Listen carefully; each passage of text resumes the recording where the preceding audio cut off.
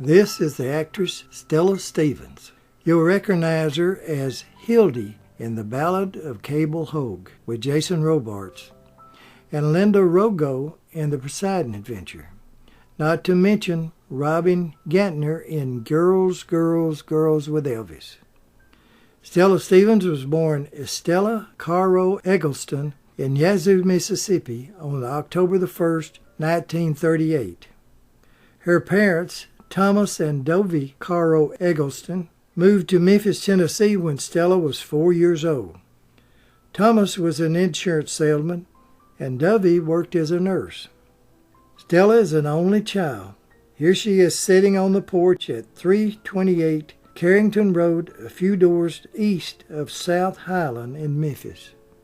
She'll begin school at St. Anne's Catholic on South Highland. Stella is the third from the front, seated next to the blackboard. And later, she will attend Sacred Heart on Jefferson Avenue in 1953 and 54. At this time, she's still known as Estelle Eggleston. Here she is on her way to school at Sacred Heart. On December the 1st, 1954, at the age of 16, Estella married her boyfriend, 19-year-old Noble Herman Stevens, Jr., who worked as a Memphis electrician. Within a year of their marriage, Estella and Noble Stevens will have a child, a son they named Herman Andrew Stevens. Being married and becoming pregnant, she attended night classes her last year at Memphis Tech High School and graduated in 1955.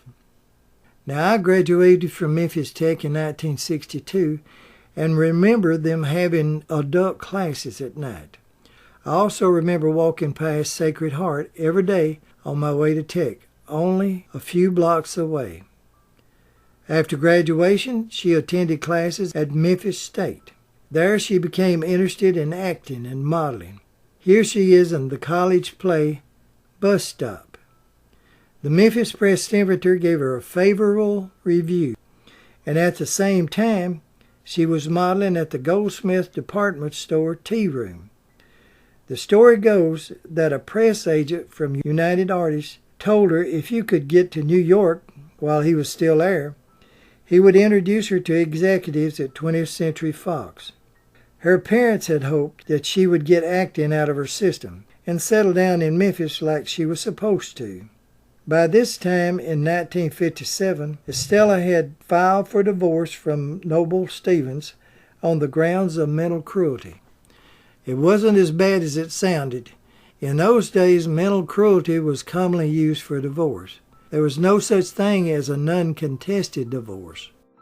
By 1959, now calling herself Stella Stevens, appeared in a minor role as the chorus girl in Say No For Me, a musical production by and starring Bing Crosby. Although Debbie Reynolds was the star, Stella made a good enough impression to earn the Golden Globe Award for New Star of the Year. She had been given a screen test by actor Dick Powell, who helped her secure a 6-month contract with 20th Century Fox at $250 per week. Her part in Say No For Me helps get the part of Aposinata von Climax in Little Abner. It'll be the part that gets her noticed in Hollywood. She said that no one told her to pick up a work card. So, at the end of 6 months, she couldn't show that she had worked at all. So, Fox terminated her contract. Now, that same year, she signed a 7-year contract with Paramount, who had promised her a role in Harlow, about the actress Jean Harlow. The role later went to Carol Baker. In January of that same year, Stella represented Hollywood at the inauguration of the governor of Oklahoma. Her parents flew out to meet her in Oklahoma so that she'd have a brief meeting with her son Andrew. Stella's ex-husband, Noble Stevens, had gained custody of Andrew because he wanted him to have a normal life in Memphis instead of Hollywood. In May of 1959, Stella flew at night to Memphis and took her son back to California. She said, "I'm keeping him with me no matter how much trouble it causes me." In July, Stella heard a commotion outside of Andrew's window and found footprints. Stella had the Beverly Hills police keep a 24-hour watch on the house. 9 months later, on the 25th of April, 1960, Stella told Beverly Hills police that 5-year-old Andy was abducted from her front yard by 2 men in a vehicle. 2 days later, Stella learned that Andy was taken by his dad and was now back in Memphis, where he had legal custody. Stella made plans to fight for custody in Tennessee. Her attorney in Memphis was concerned because she had just appeared in Playboy as Playmate of the Month in January 1960. The local paper, the Press-Semiter, wrote a scathing article about her appearing nude. Playboy had paid her $500 and promised her $2,500 more if she would serve as hostess at their parties. She refused. In August 1961, after a 2-year battle, Stella won custody of her now 6-year-old son in Tennessee court. The courts gave Mr. Stevens liberal visitation rights to see his son. In 1961 through 1966, Stella appeared as Jane Hancock in the TV show Ben Casey, where her character emerged from a 15-year coma and formed a romance with Dr. Casey, played by Vince Edwards. Stella appeared in 153 episodes. While working on Ben Casey, Stella was offered the part of Robin Gantner in Girls, Girls, Girls with Elvis Presley. She turned the part down, and Paramount threatened to fire her for not wanting to work with Elvis. She eventually did the film, but she said, "I never watched it." She spent 6 days filming in Hawaii. Stella said she didn't like the idea of 2 girls after Elvis, and he picks the other girl. In 1962 and 63, Stella did an ad for Coppertone suntan lotion that gave her further magazine exposure. In 1963, Stella will be Dolly Daly in The Courtship of Eddie's Father, with Glenn Ford, Shirley Jones, and Ronnie Howard. In the movie, Eddie, Ronnie Howard, thinks it's time that his dad, Glenn Ford, get married, but he didn't like his choice of women. Also in 1963, Stella will star with comedian Jerry Lewis in The Nutty Professor, where a nutty professor discovers a brew that turns him into a suave, handsome Romeo. When Stella Purdy, Stella Stevens, falls in love with the professor, Jerry Lewis, the concoction wears off at the wrong time. Well, that's what I've been trying to get you to understand. Actually, I've never had, that is, what I mean is,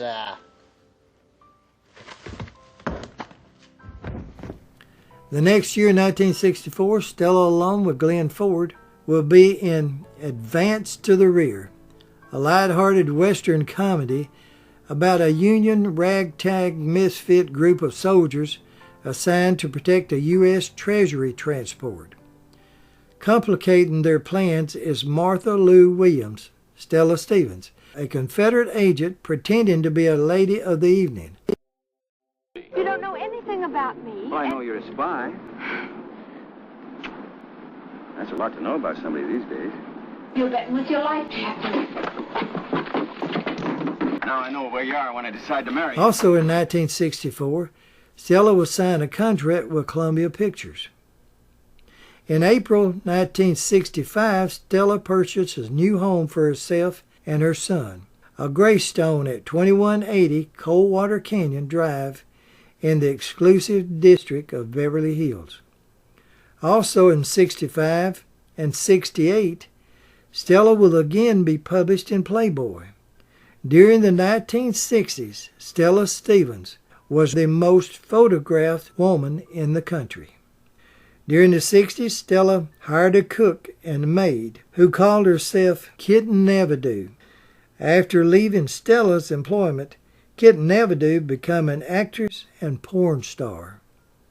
In 1966, Stella will be in Matt Helm movie The Silencers with Dean Martin, where a retired spy is persuaded to return back to work.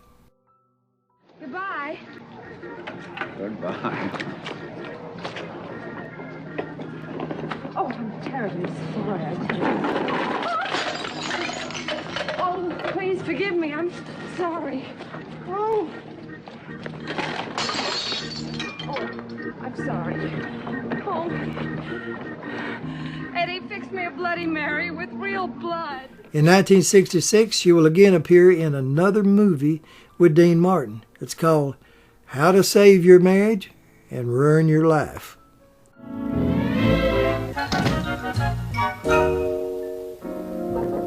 Of course you gotta tell her. But why the rush? Tell her in the morning. How to save a marriage and ruin your life. Well, I don't know why I bothered to stay on as your mistress.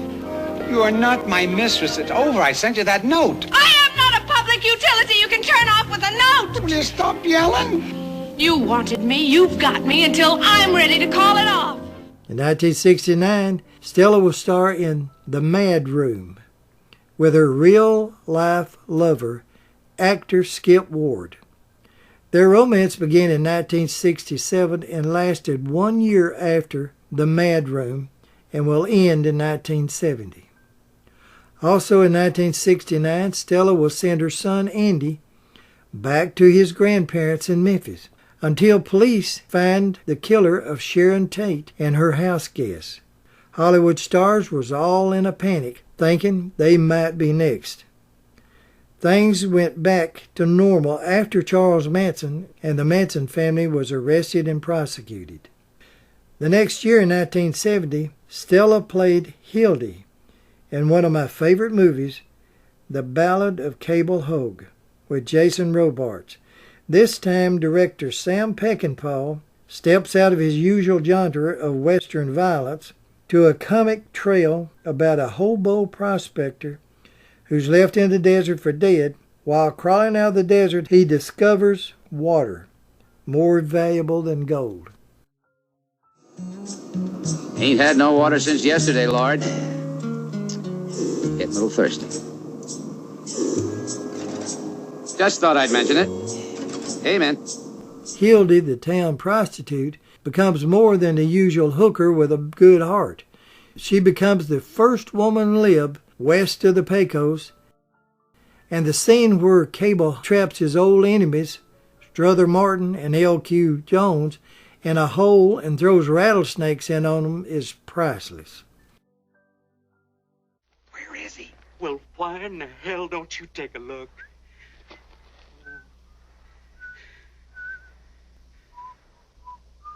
Now what's he up to?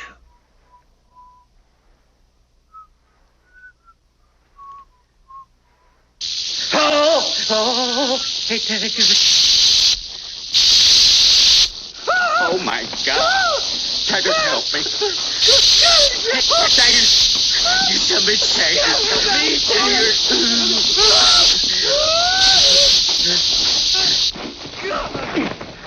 Taggart, I'm leaving this place. Not without me.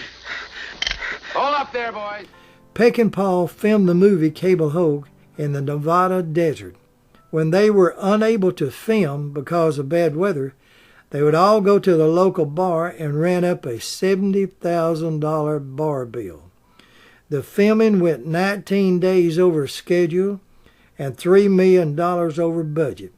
Warner Brothers fired Peckinpah without knowing that Cable Hogue will eventually make money and Peckinpah will be praised for his direction. It will also become one of Jason Robards and Stella Stevens' best pictures. Stella said that the boys were disappointed when the girls' cast arrived in the desert. They wanted to drink all night and work all day. They wanted to smoke, drink, chew, and pee out the window to show how macho they was, though the girls had to all stay together in a group. In 1972, Stella will play Linda Rogo in The Poseidon Adventure, a story about passengers on the ocean liner that turns upside down from an underground earthquake. Get this one more door and we're home! There it is, Mr. Rogo! Just like I told you! Come on!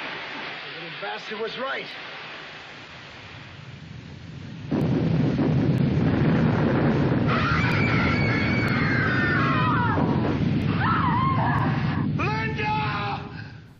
The director made sure he filmed Stella climbing a ladder with everyone looking up. In 1975, Stella played as Lucky in Las Vegas Lady, with Stuart Whitman as Vic.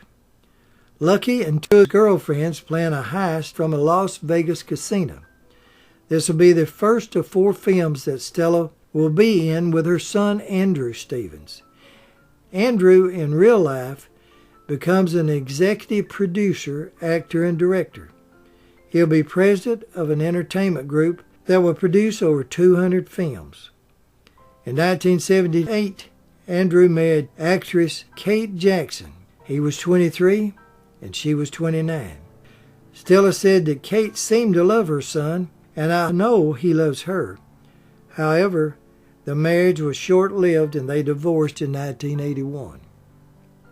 In 1976, Stella bought a 101-acre ranch in Methro Valley on the eastern edge of the Cascade Mountains near the town of Twist, Washington. Although Stella's name through her career has been connected romantically with several actors, in 1983, while working on a film, she met her longtime love, rock guitarist and producer Bob Kolick. They will live together in Stella's Beverly Hills home over the next 30-something years. In 1988, Stella will sell her ranch in Washington. And in 1989, she will direct her son Andrew in The Ranch. When Jack, played by Andrew, quits the agency, things haven't been quite the same. Now they want him back, and this time he's going after the man responsible for ruining his life, even if it kills him in the process. Also in 1989 through 1990, Stella will play the part of Phyllis Blake in 66 episodes of the TV soap opera Santa Barbara. The next year, on April the 12th, Stella's 80-year-old dad, Thomas Eggleston, passed away, leaving his wife Dovey, his daughter Stella, and grandson Andrew. Stella will continue to act for the next few years, but she took small parts and didn't have the interest that she once had. On May the 1st, 2002, Stella will lose her mother, Dovey Estella Caro Eggleston. 3 years after losing her mother, Stella will receive the Real Cowboy Silver Spur Award for her contributions to Westerns. Sometime around 2011 or 12, Stella began having problems speaking and putting her thoughts into words. As time went on, her problems got worse. Bob Kolick took care of her as long as he could, but it became a 24-hour, 7-day-a-week job. She had been diagnosed with dementia and Alzheimer's. In early 2015, her Beverly Hills home that she had owned since 1965 was sold. Stella was placed by her family in a facility in Los Angeles that specialized in memory loss. Her greatest fear, they said, was that she might wander off and not know how to get back, or just walk into the traffic. Along with her son Andrew and family, Bob Kolick visited Stella often until his death in 2020 at the age of 70. Although Estelle Cargo Eggleston, actress Stella Stevens, is in the throes of the dreaded disease of Alzheimer's, she's unaware of her many achievements that she made in the movie business. But we, her many fans who still watch and enjoy her films, we will remember you and remember for you, Stella Stevens.